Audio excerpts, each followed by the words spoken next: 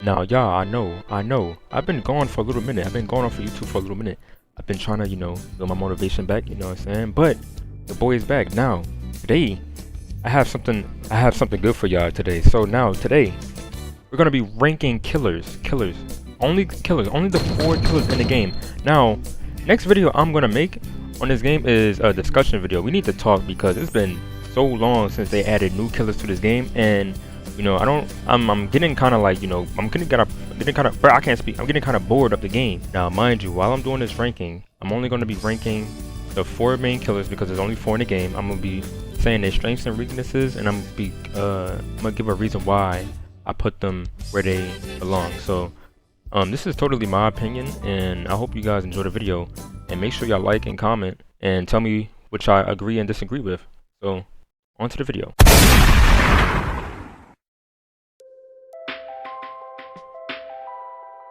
So I have Jason Voorhees at B tier, and the reason why is because when it comes to people that's running away from him, he's not really that good. One of his main ability, well, not his main ability, but one of his abilities is called Rage and Race or Rage and Pace. It highlights the enemies and shows you where they at, but I think it's like kind of useless because whenever you're using it, first of all, you lose stamina, and 2, you run slower. So those are 2 downsides, but the good things about Jason is he does hella damage. His skill Behead is really good as well. Gashing Wound is also a really good skill, but he really lacks in, like, I feel like he lacks in chasing because he's a close range character and he doesn't have any long range attacks like Onex or Cool Kid or the other monsters. So if you playing against somebody that knows how to play the game, I feel like you won't, like 9 times out of 10 you won't be able to catch them because killers and survivors run the same speed, and that's why I think he's really weak in that area whenever he's chasing somebody. Since they run the same speed, he has no far range attacks, so anyone that knows how to conserve their stamina in a good way, like to the best of their ability, can really like outrun Jason, outloop Jason. And say for example there's like survivors like Pizza Guy or Builderman that just have like good team play, Jason like can't really do nothing for real. But Rage and Pace, it gives you stun immunity, so like people like Guess 1337 who's already bad can't really do anything. So that's why I guess that bumps him up a little bit. And plus he has a passive whenever he knifes somebody, it gets procced with bleed. Yeah, that's why I think he's in the B+ tier.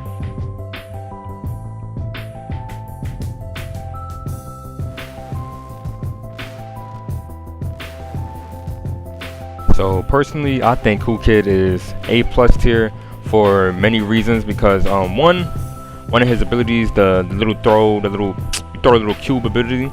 If you manage to hit them, they get slowness 2, or they get slowness 1 for 4 seconds if you land the cube. Also, you have the Pizza Guys. If they manage to hit the survivors, they get burning and they get slowness 2 for 4 seconds. So overall that makes him pretty strong, but the only downside is his range. The only downside to Cool Kid is his M1 range. His M1 range is pretty short. Also another downside is whenever you miss I'm pretty sure it's the E ability, you go sent flying. I mean, it depends on where you use it, and you have a lot of end lag. So if you don't know how to use it correctly, you can really mess yourself up. But overall, his abilities combo really well together. If you land the cube ability, which you should only use it if you're close up to them because you can't change the direction, it gives them slowness. Same with the Pizza Guys, they give them slowness and burning. So overall, with that being said, the only problem he struggles in is last man standing, I feel like. But yeah, but all that being said, A+ is where I think he deserves to be. Next killer. Disregard everything I just said. I think he is S tier.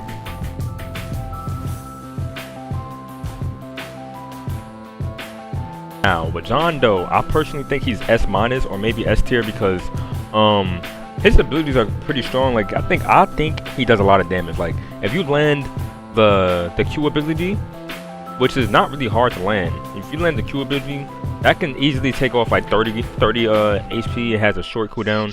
He also digital footprint. It has an 8-second cooldown and it basically poisons enemies as like a trap. So say for example on maps like this where it has a little bridge, right? You can place a trap on the bridge or like on the other side of the bridge, and it will be forced to either walk on the poison or take the trap damage. And for example, when you step on the trap, you take corruption 1, which I'm pretty sure and disables your ability to use skills or your survivor, and you get slowness 2 for 10 seconds, which is a lot. That's more than the cooldown of the skill itself.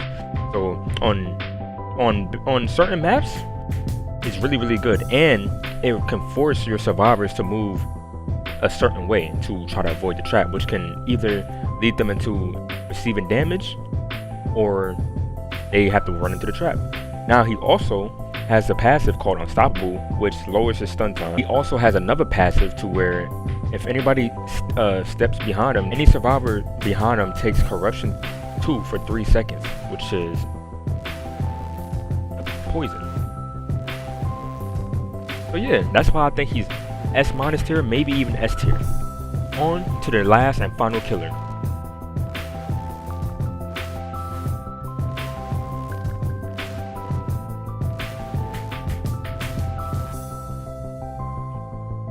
Now with our final killer, Onex, I think he might be.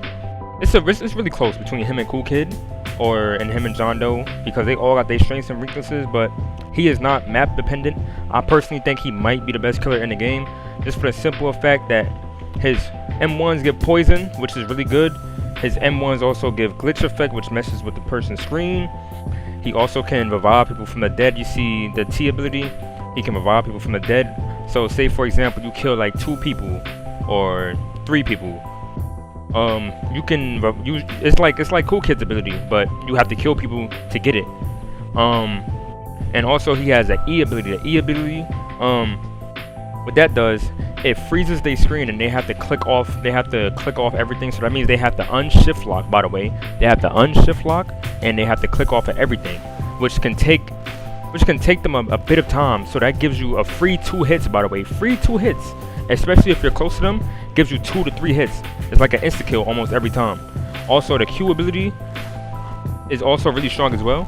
Now the Q ability, when you hit them with it, it either gives them poison 5 depending on how close you are to them. So if you hit them while you're really close, it gives you poison 5, which is really good for 3 seconds, and it gives glitched 2. So 2 status effects that are really good, but if you're not close to them, they give glitched 1 and poison 2. So, and also you got unstable eye, which could be used to either chase down a survivor or see where the survivors are at and get close to them. So he has everything that you need as a killer. He's good at close range, long range, medium range, and he has it gives you blindness 3, but really that doesn't really matter, especially if you're up close and if you're, you know what I'm saying, far away. Like you can still see where you're going. Like I can still see when I'm blind. But yeah, with that being said, this is the tier list, and personally I hope you guys agree with my opinion, and let me know down in the comment section if there's anything that I missed or anything that you disagree with, and please be nice in the comment section. But yeah, I hope you guys enjoyed the video, and I will see y'all in the next one.